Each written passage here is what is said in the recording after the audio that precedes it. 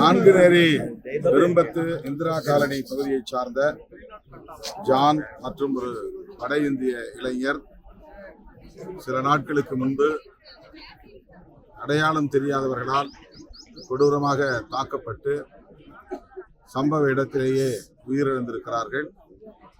மேலும் பலர் படுகாயமடைந்து மருத்துவமனையிலே சிகிச்சை பெற்று வருகிறார்கள். இந்த சம்பவம் மிகுந்த அதிர்ச்சியை அளிக்கிறது.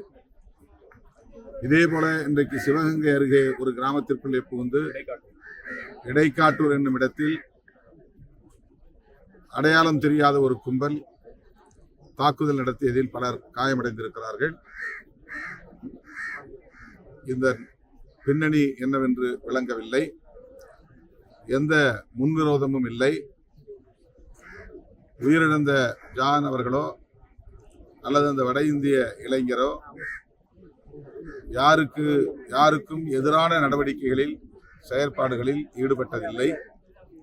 சாதி அடிப்படையிலோ மத அடிப்படையிலோ அரசியல் அடிப்படையிலோ எந்த முன்விரோதமும் இல்லாத நிலையில் அவர்கள் கொல்லப்பட்டிருக்கிறார்கள் என்பது மிகுந்த அதிர்ச்சியை தருகிறது.